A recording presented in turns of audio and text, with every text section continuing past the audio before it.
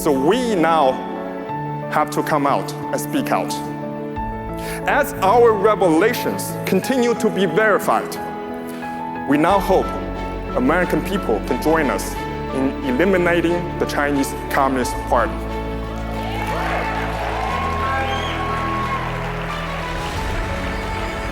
And we're not asking you to give us money or arms or die of revolution or wars.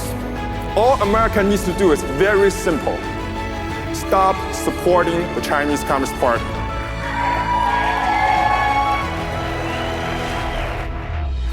And decouple from the Chinese Communist Party technologically and financially. And leave the rest to the new Federal State of China. And we ensure you the elimination of the Chinese Communist Party in China.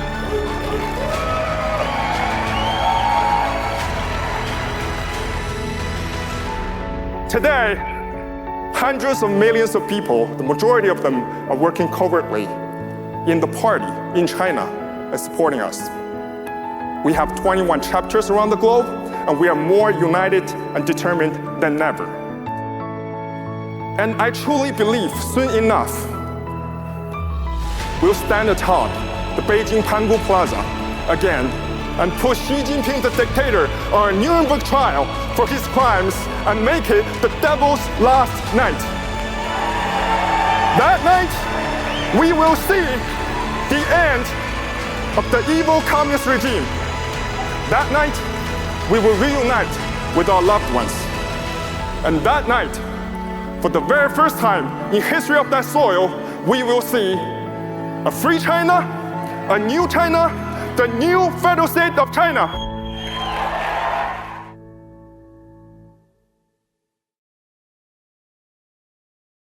Hello, everyone, and welcome once again to our news and information program, where we talk about just how evil the Chinese Communist Party actually is and how they have over the years infiltrated deep into the Western world.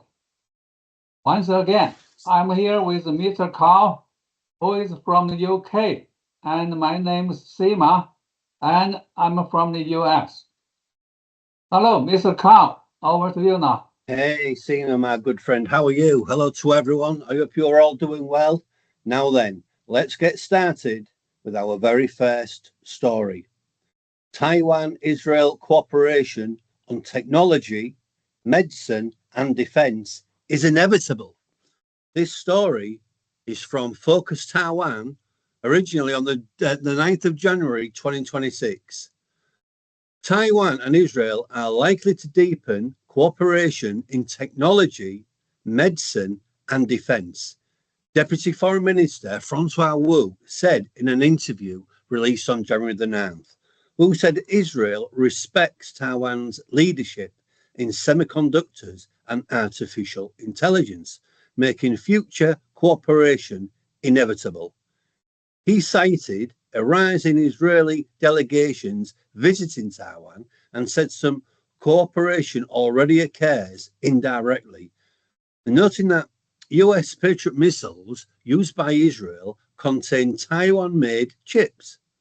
Wu said Taiwan produces 60 to 70% of global semiconductors and 95% of high-end chips, and all AI-related chips, requiring global defense and consumer industries to work with Taiwan. He said similar chip dependence creates opportunities in advanced medical technology. Wu said cooperation with Taiwan requires courage because of possible negative reaction from communist China. He also highlighted shared interest in Somaliland, welcoming Israel's recognition of the territory and reaffirming Taiwan's intent to deepen cooperation there. Well, so Sima, this week, the news about Taiwan and Israel teaming up. I mean, why not? But why suddenly are they being pushed closer together? Is it really about chips and AI, or is there something more behind it, Sima? I mean, and honestly, Isn't Taiwan worried about Communist China getting angry? Also, how serious is this cooperation? Just talk or real action? Good questions. Honestly, this has been building for years. Taiwan dominates semiconductors, over 60% globally, and almost all high-end chips. Israel knows that. Modern defense systems, even US Patriot missiles used by Israel, already run on Taiwan-made chips. So, in reality, cooperation is already happening, just quietly. So it's kind of hidden relationship already, yeah? Yeah, exactly. Now it's coming into the open. Israel respects Taiwan's tech leadership, especially in AI and medical devices. Both countries are small, innovative-driven, and used to living under security pressure. That creates trust. Yeah, but Seema, what the evil Chinese Communist Party, what they're going to do? I mean, isn't this risky for Taiwan? Very risky. That's why Taiwan's deputy foreign minister said cooperation requires courage. China sees any international partnership as political, but Taiwan also knows the world depends on its chips. And that gives Taiwan leverage. Yeah, you're absolutely right. But I'll tell you what surprised me, really, Sim. I mean, what's all this about Somaliland? I don't understand that. It really surprised me. Yeah, that's strategic too. Taiwan and Israel both work with Somaliland, even though it's not widely recognized. It shows they support each other diplomatically, not just economically. Yeah, but Seema, what happens next? Expect more official visits, join the research in medicine, AI, and maybe defense tech. This isn't just business, it's about building a quiet alliance in a tense world. Well, I mean, this all sounds like small countries are learning how to survive in a much smarter way. Yeah, exactly. In today's world, chips are power. Now let's watch a video clip of Miles Gore, dated May 20th, 2021. All those who have made a fortune in China and have sincerely supported the Communist Party and Mao Zedong from the bottom of their hearts. And most importantly, the majority of these people are Jews. For the first time, the Jews felt what Miles had said over the years. All the Jews on Wall Street, Jews in Silicon Valley, and those so-called fun tycoons have made crazy money in the past few years. But they needed to know, and I told each of them. Their existential threat is the Chinese Communist Party. They didn't even believe it until now. Many of the lawyers around us are Jewish. We really like Jews, but I hope our Jewish friends know that when you want to make money, don't risk your future or your life. Is it clear who is behind the incident in Palestine? It's Iran. Who is behind Iran? China and Russia, right? I said. In the end, it was the CCP that got you and made you the victim, right? This is like killing you, lying to you, or stealing from you without warning, right? The CCP brings up the alleged rescue of the Jews during World War II every day. But these are all made-up stories and nonsense, right? And now Israel provides China with so many key technologies. The Jewish people, who are the social elites and media tycoons, deeply understand now that the CCP is 100% on the side of Palestine and condemns Israel. And the CCP directly accuses Jewish racism and Jewish renewal of instigating the conflict. How terrible is it? There's only one country in the world. The CCP CCTV and its 100% state-controlled media have been unanimously pro-Palestinian and show sympathy to Palestine. It even implicitly encourages Palestine to not only fight, but to fight hard and kill more Jews. Look, the only one in the world who dares to be openly anti-Semitic and dares to threaten Judaism is the Chinese Communist Party. Brothers and sisters, are you aware of how serious this is? The CCP viciousness is clearly demonstrated in its white exterminism and its deep-rooted contempt for Jews. It's anti-Semitism. Okay, yeah, let's start our next story. Unbelievable U.S. forces and NASA are spying for China. Quantum News, January 10th, 2026. An investigation study obtained by Newsweek found that the Chinese-made Insta360 action camera used by NASA, the U.S. Air Force, and U.S. consumers was communicating with hundreds of foreign servers, including in China and Russia, raising national security concerns. Researchers said the devices and app transmitted extensive user and devices data, including identifiers, media, and audio, and interacted with entities such as ByteDance, Huawei, China Telecom, and iFlyTech, all under U.S. sanctions. The company's founder, Liu Jingkang, has documented ties to a United Front affiliated event.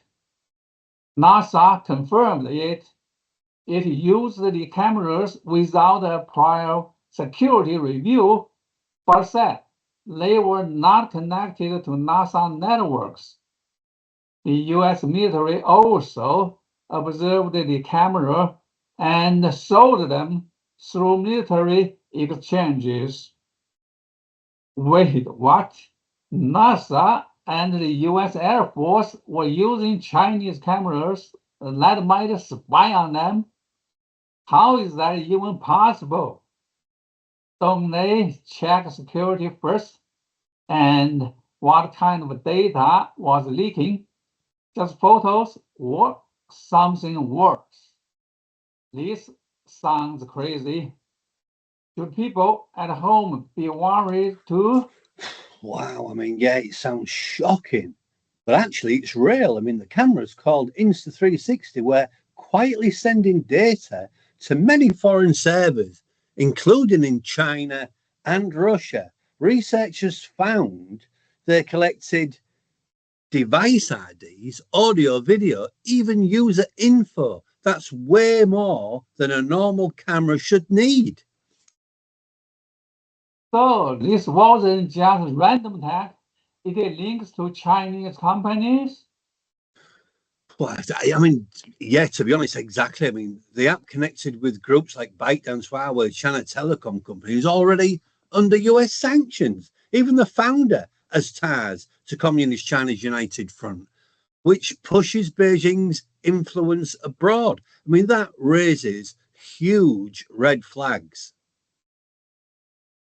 But NASA said they didn't connect it to their systems, right? Well, yeah, true, but here's the problem, Seema. They used the cameras without a security review first. I mean, that's like bringing a stranger into your house, then asking questions later. The military even saw these cameras on base stores. That shows how deep Chinese tech is already inside Western systems. So are everyday users at risk too? I mean, yeah, of course, yeah. I mean, if they're collecting military data, imagine what it takes from regular people: location, voices, habits, what you're doing. This isn't just about gadgets, Seema. It's about data power. What happens now? Well, expect a load of bans, investigations, and even stricter rules. Governments are at long last waking up. tech isn't neutral anymore, it's geopolitical. So the real lesson? In this era, Seema, even a camera can be a spy. So it's unbelievable. Anyway, our next story.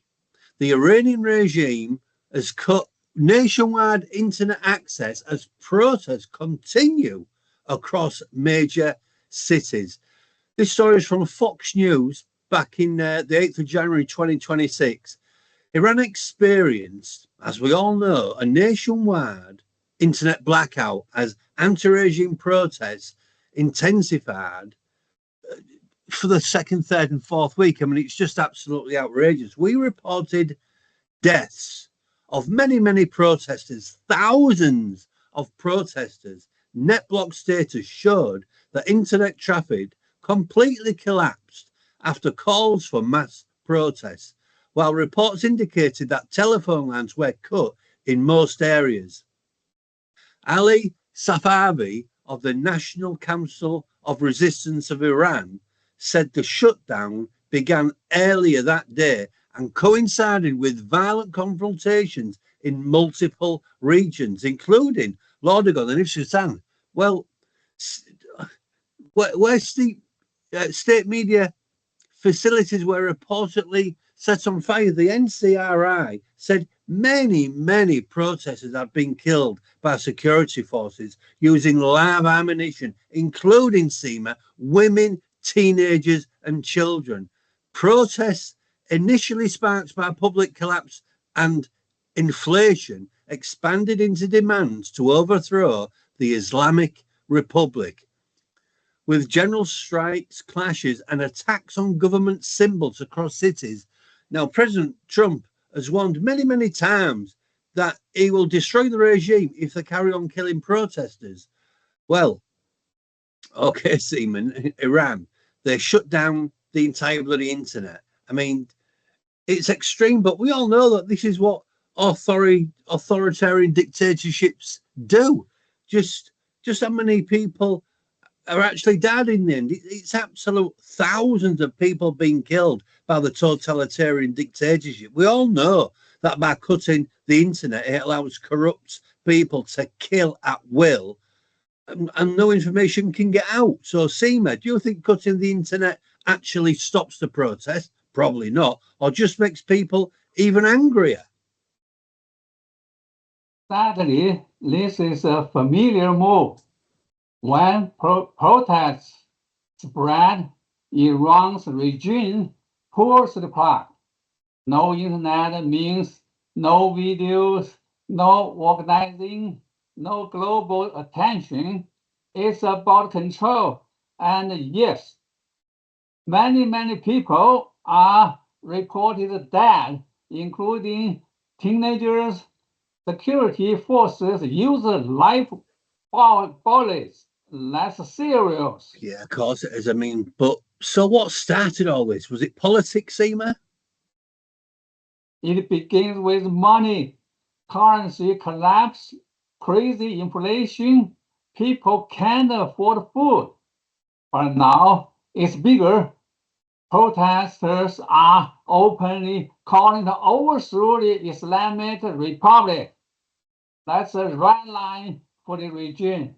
Yeah, but Seema, burning state buildings, cutting phone lines, bloody hell, it sounds like a war zone. Pretty much. Cities like Isfahan saw attacks on government media offices. Strikes are spreading. This isn't a small protest anymore. It's nationwide anger. Yeah, but Donald Trump warning Iran. Does that even matter, Seema? Symbolically, yes, but the region mostly listens to force, not words. Still, it puts international pressure on them. Yeah, but so to close the internet down, I mean, was that ever supposed to work, Seema? Short term, maybe. Long term, no. People still find ways. VPNs, satellite links, word of mouth. History shows this. When governments silence voices, the reach only grows. So what are we really seeing here in Iran, Seema? A government terrifies of its own people. When you kill the internet, you admit one thing: you have lost control of the story.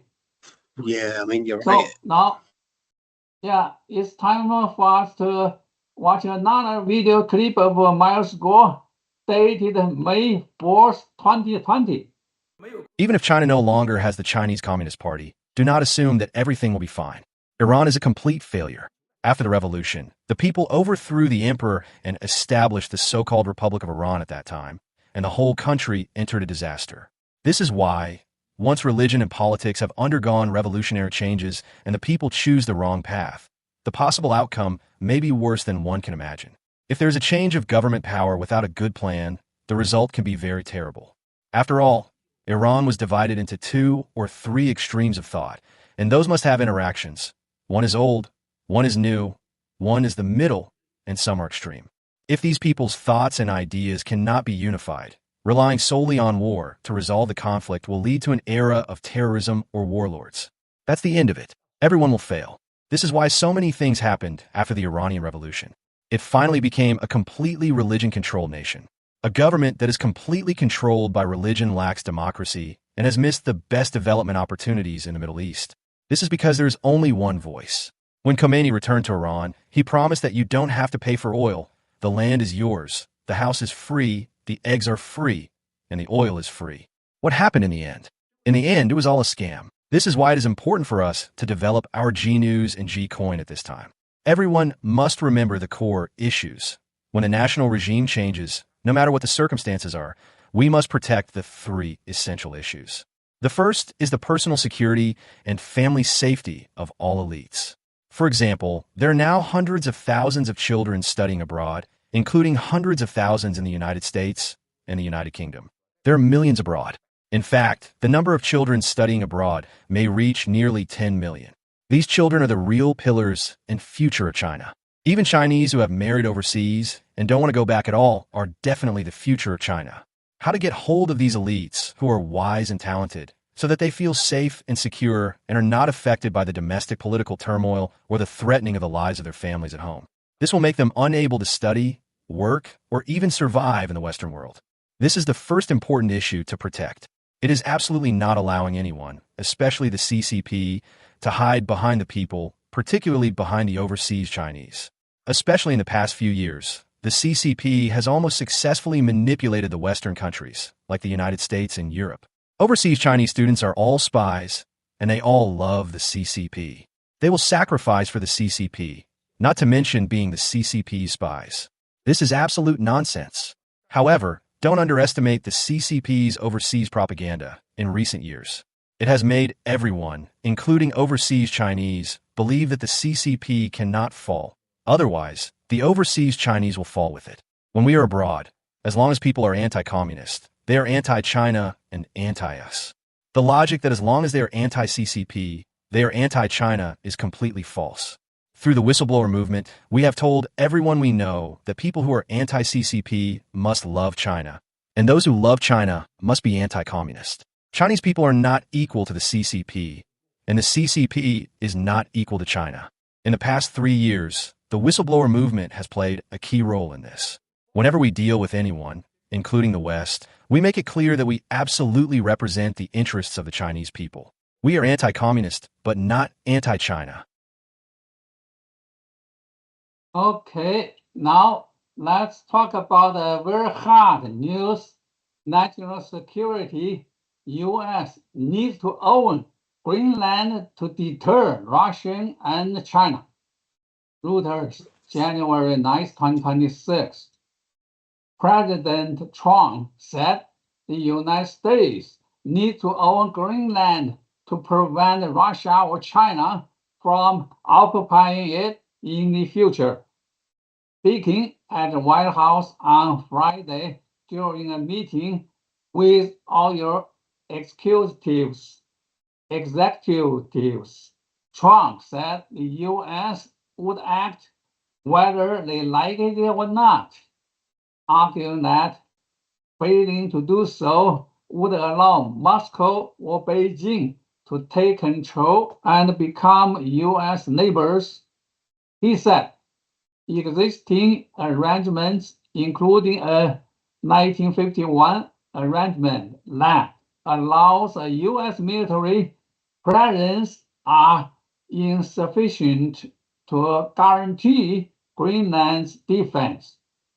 Trump argued that ownership, not leases, ensures security. The autonomous Danish territory has about 57,000 people. Trump and White House officials have discussed options to bring Greenland under U.S. control, including military measures and lump sum payments to encourage separation from Denmark. European leaders, including Denmark and NATO allies, rejected the idea, issuing a joint statement affirming that only Greenland and Denmark can decide the relationship. Well, this is a very big news, and we all know many more developments are going on. Trump says the U.S. should own Greenland, not just leases, not just bases, but actually own it. That sounds wild. Why is Greenland suddenly so important? Is this really about Russia and China or something else? And what about Denmark on these blow-up relations with Europe? Well, I mean, Seema, it's a massive story, this. I mean, it's been going on for a few weeks now, really. I mean, it sounds absolutely shocking when you hear it, but strategically, it kind of makes sense. Greenland sits right between North America, Europe, and the Arctic. As the ice melts, new shipping routes will open. Whoever controls that region controls future trade and military access.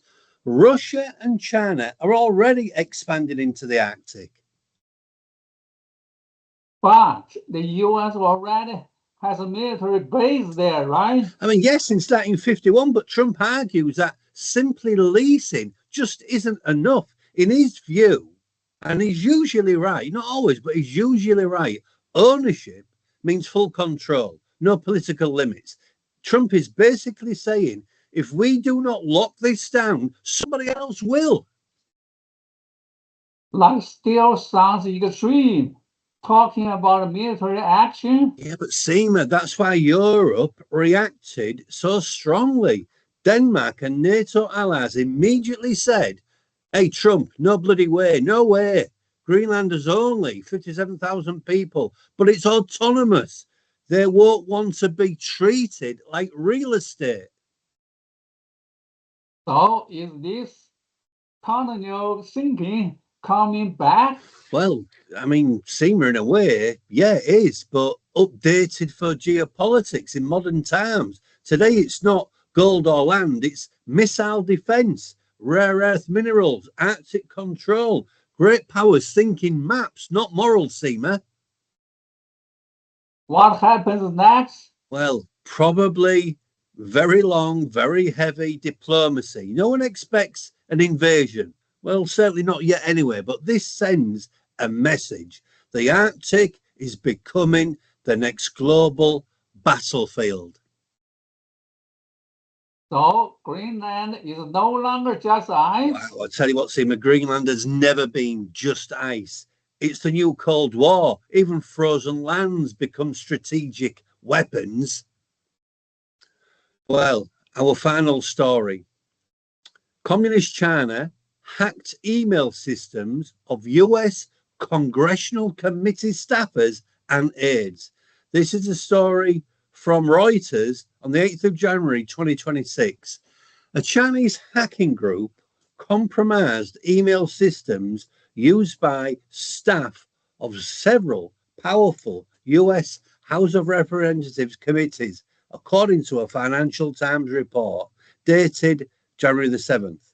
The group, known as Salt Typhoon, accessed accounts used by staffers of the House Select Committee on the CCP and aides working on foreign affairs, intelligence, and armed services panels.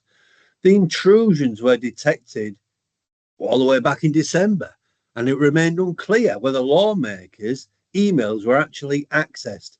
The Chinese dictatorship actually acknowledged its affiliation with the Salt Typhoon hacking group and denounced the allegations as baseless. Salt Typhoon has previously been accused of large-scale cyber espionage targeting US communications, and the United States imposed sanctions last year on individuals and a Chinese firm allegedly linked to this group. So, Seema, okay. I mean, now all this is getting a bit bloody scary, yeah? China hacked US congressional staff emails, committees on China, foreign affairs, even the military. How serious is this? And what could they be looking for? Secrets, strategies, names?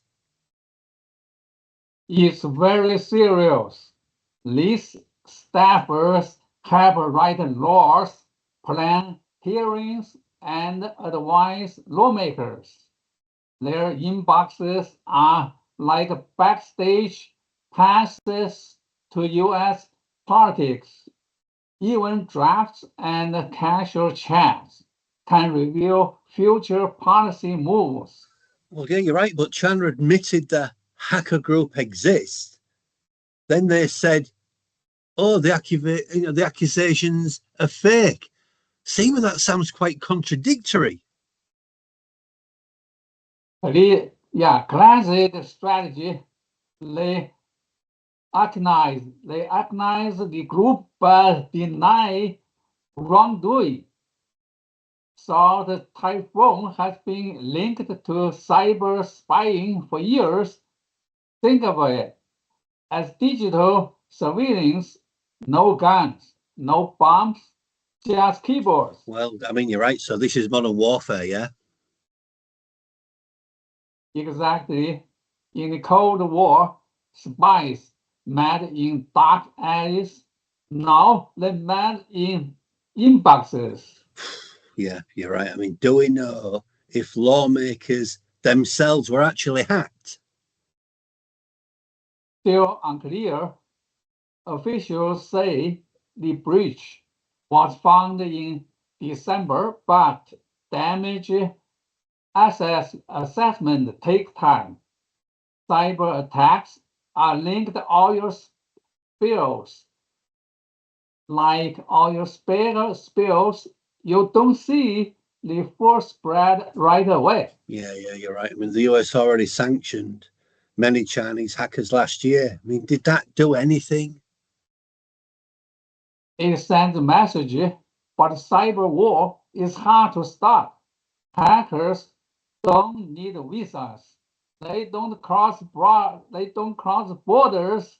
They just log in. Yeah, you're absolutely right, Seema. Hackers do not need visas. So what's next? More security, more blame, more tension. This isn't just about emails, it's about power. Yeah, but power over what? Information. And in today's world, information is power. No, you're right. I mean, I suppose information has always been power. So the battlefield is completely invisible now, yeah? Yes. The next war won't start with bombs. It starts with a click. Okay. Over to you, Mr. Carr. Well, I mean, we've been talking about some very, very fast moving stories tonight. I mean, everything that's going on in Iran, it's just crazy. I mean, the people in Iran, the majority of them are very good people, but the dictatorship is evil. In China, Many people in China, they're very, very good people, Seema, but the dictatorship is evil. North Korea, there's some very, very good people in North Korea, Seema, but the dictatorship is evil. The Iranian people, they try to take over and do a new government. Well, the new federal state of China, that needs to take over China. I don't know who needs to take over North Korea, but do you see the pattern, Seema? All these different events that constantly happen. The CCP is evil. Kim Jong-un, evil. The dictatorship in Iran, evil. And then we've got Greenland. I mean, I agree with almost everything that Donald Trump does. I think he's a great guy. I think he's the best president America has ever had. I don't fully understand what he's doing with Greenland, but there we go. I mean, some great stories this week as usual, and we'll have I know we'll have more next time. So that's about it for this week. I mean, many thanks to everyone for listening to our broadcast. We will be back with more news and information before too long. Always remember that communism is never the answer, and if we work hard and we work together, we can and we will defeat communism forever, because together we are stronger, and together we can take down the evil CCP. Okay, bye everyone. Take good care of yourselves, and we'll see you all next time. See you next time. Thank you.